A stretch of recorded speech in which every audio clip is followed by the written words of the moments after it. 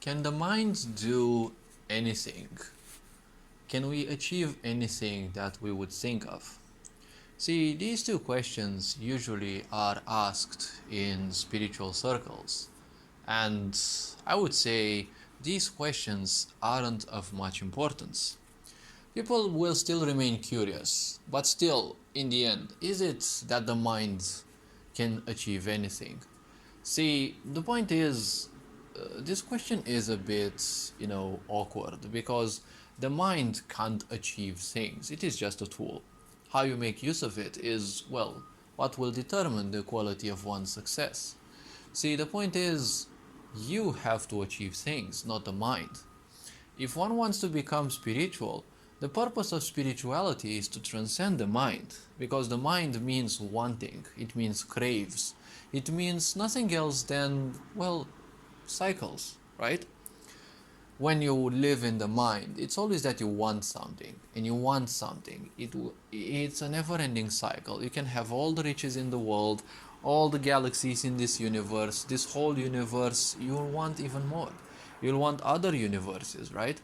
Scientists now are so, you know, they're so awkward. We don't invest almost anything, right, in saving our planet. And obviously, there's a lot of fake news on, global warming and the such.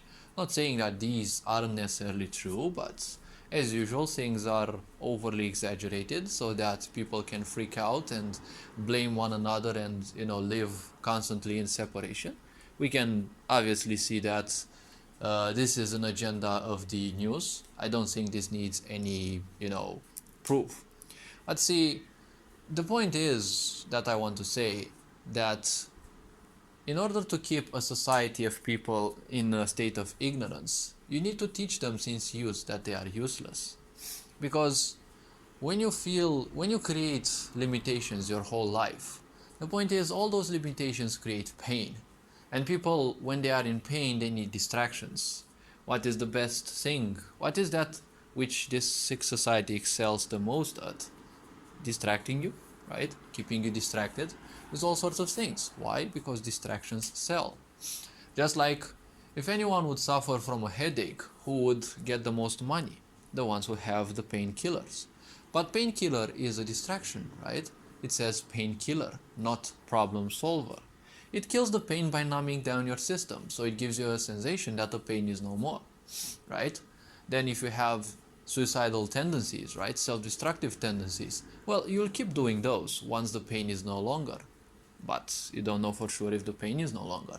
So I would say, if the purpose of this mind is just to survive, see, the point is, the purpose of spirituality is to go beyond the mind, beyond the slavery of meaning, beyond the slavery towards this tool that one has to use to take themselves to their own success, right? But the point is, people are interested in whether the mind can achieve anything. The mind is just like a computer. It was programmed to do certain things, and in the case of this physical body and the physical body of any animal, the only thing it can do is to survive, right? Your basic impulses always tend you to a sense of survival. Now, this sense of survival can be distorted, but it's gonna be survival nonetheless. So, survival is opposite of spirituality, okay? Both need one another because you still need a physical body. But ultimately, spirituality is about transcending the mind and, well, understanding the needs of this physical body through greater knowledge, right? And realization. Realization is a bit beyond the mind because it belongs to a sense of wisdom. It belongs to something that no longer requires the mind, right? It's more about intuition, you know? Intuitive people kind of don't make sense because intuition bypasses the logic. And usually people who always need proof are those who are slaves of the mind, right? Because there are those who will always ask for proof. They can't believe it because it is illogical to them. But let people be slaves to the mind if they so choose. After all, many people ask questions just for the distraction, right? Just because your answers will provide them with some sort of relief to the thousands of questions. A question only comes from a state of confusion, right?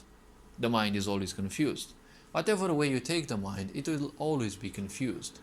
The point is, all the questions, you give answers to it, and it will always be confused, because that's how the mind is. The mind is not meant to make decisions for you based on an impulsive nature, right?